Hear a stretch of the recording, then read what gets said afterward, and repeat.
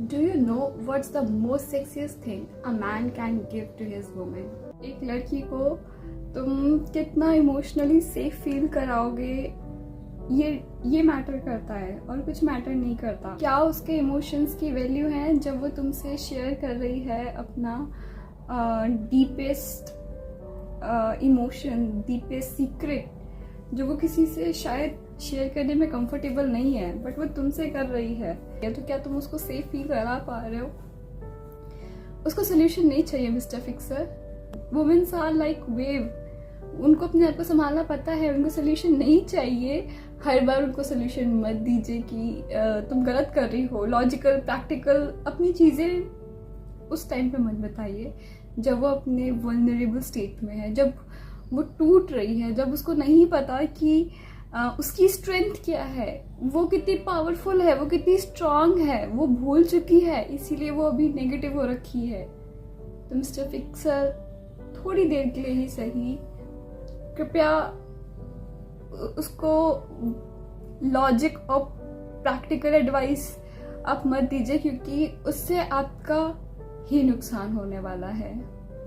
उससे वो आप पे ट्रस्ट नहीं कर पाएगी अपनी इमोशनल सेफ्टी को लेके कि वो फील कर रही है सेफ कि नहीं है, क्योंकि जब वो आपके सामने वल्नरेबल हो रही है ना, तो उसके लिए उसने बहुत हिम्मत जुटाई है, अपने अंदर एक बैटल लड़ी है जिससे वो जीत के आप पे ट्रस्ट करके आपको अपनी चीज़ें शेयर कर रही है।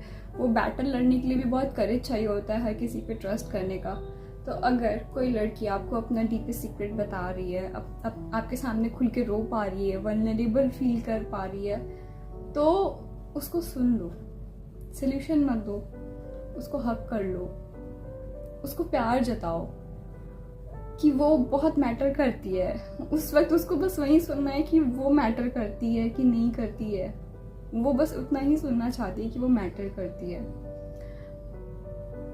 जब आप उसको उस टाइम पे एक बेस देते हो ना, जब वो सबसे वल्नरेबल मोमेंट में होती है, तो वो शायद उस फेस से वो बेस उसको निकाल देता है। वो बेस ही है जो उसको फिर ऊपर लेके जाता है, और वो बेस दे के ऊपर लाने का सिर्फ एक ही तरीका है, उसको लव दो, उसको सपोर्ट दो, बोल के नहीं, फील करा के कि तुम हो उसके पास।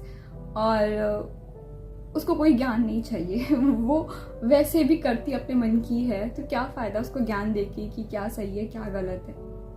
उस वक्त सिर्फ उसको सुन लो, और आई थिंक सुनने से ज़्यादा और कुछ नहीं है, क्योंकि हम जब किसी को सुनते हैं ना, तो बहुत बार ऐसा होता है कि सामने वाला शख्स बोल बोल के ही अपने, उसको भी पता ही होता है वो क्या चाहिए, वो बोल के ही अपने सारे सोल्यूशन खुद ही फाइंड करके अपने आप को बता लेता है। तो कोई फ़ायदा नहीं है किसी को उसको सोल्यूशन देने का। उसको सुन लो, उसको लॉजिक्स मत दो। वो जब बाहर आएगी तो वो बहुत चीयरफुल होके आएगी। कभी कभी होता है कि हम अपनी शक्तियाँ भूल जाते हैं कि हम कितने स्ट्रांग हैं, हम कैसे सारी चीज़ें हैंडल कर सकते हैं, और हमको ये शक्तियाँ जो हमारी होती हैं, हमारी जो स्ट्रेंथ होती है, वो हमें चाहिए होता है कि कोई हमें टाइम टू टाइम ये याद दिला सके कि नहीं तुम बहुत पावरफुल हो। क्योंकि हमारी हमारा जो अंदर का ना जो टॉक चल रही होती है ना, सेल्फ टॉक, वो बहुत ज़्यादा तेज़ी चल रही होती है, तो उसमें हमें कोई बताने वाला नहीं है कि ठहरो, तुम स्ट्रांग हो। तो अगर वो खुद से वो चीज़ नहीं कर पा रही है, तो आपकी जो भी महिला मित्र है ना, जब वो ऐसी फेज़ में हो तो उनको पकड़ के बताओ कि वो बहुत स्ट्रांग है, वो कर सकती हैं। और 2 वर्ड्स जो मैं खुद को बोलती हूँ जब मैं ऐसे फेज़ में जाती हूँ, जो मैं सुनना चाहती थी कि कोई मुझे बोले बट किसी ने मुझे नहीं बोला, मैंने खुद को बोलना स्टार्ट किया। और जब मेरे सामने कोई बहुत ज़्यादा वल्नरेबल होता है, कोई लड़की आके मेरे सामने रोती है, तो मैं उसको भी सेम चीज़ बोलती हूँ और वो शांत होती है। और वो 2 मैजिकल वर्ड जो मैंने डिस्कवर किए हैं वो हैं, you are safe, you are protected. You are safe, you are protected.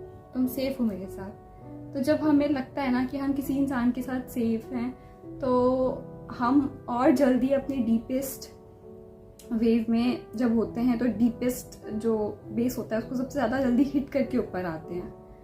और हमें लगता है कि सामने वाला हमको छोड़ देगा अगर हम उसको बोलेंगे। हमें अबैंडनमेंट इशू होते हैं हम सब, ज़्यादातर लड़कियों को। जब आप हमको बेस देते हो ना, तो क्या होता है कि हम इतना कंफर्टेबल हो सकते हैं, हमें लगता है कि हमें सामने वाले पे भरोसा होता है कि अगर मैं इसको बोल दूं कि ये चीज़ मुझे नहीं पसंद है, ये चीज़ ऐसी है वैसी है, तो ये हमें छोड़ के नहीं जाएगा। तो उसके लिए आपको उसको सेफ फील करना बहुत ज़रूरी है। अगर वो सेफ फील करेगी तो शायद वो अपने डीपेस्ट कार्ड्स आपसे शेयर कर पाए। तो उसको सेफ फील कराओ कि कुछ भी हो जाए, I am here with you, मैं नहीं जाऊँगा, या फिर मैं तुम्हारे साथ ही हूँ। तो शायद वो उस टाइम पे अपनी वो सारी चीज़ें आपके साथ शेयर कर पाए जब वो सेफ फील करेगी।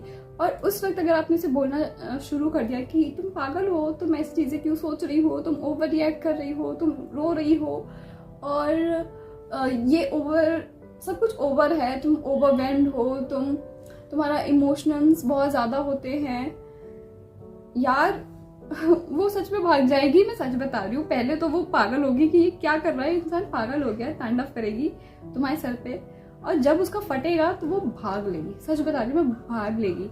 लड़कियों को फ्लावर्स, चॉकलेट्स, ये सारी चीज़ें सेकेंडरी हैं। अगर उनको वो इमोशनल सपोर्ट नहीं मिला तो भाग जाएगी तुम्हारी वाली, तो किसी को नहीं मिलेगी।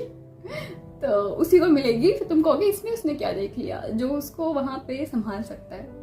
तो अगर एक औरत को तुम एक उसको सेफ फील करा सको इमोशनली और फिजिकली, तो वो जो उसके अंदर का बच्चा है ना, वो तुम्हारे सामने से झूमेगा और वो इतना अच्छा फील करेगी ना, उसको वो घर वाली फीलिंग आएगी। तो शायद वो तुमको कभी छोड़ के भी ना जाए, क्योंकि लड़कियों को सबसे ज़्यादा क्रेविंग इसी चीज़ की होती है कि वो अपने अंदर का वो जो बच्चा है ना, वो मरे ना और वो खुल के झूमे, खुल के नाचे। तो उसके लिए उसको वो सेफ फील करना बहुत ज़रूरी होता है।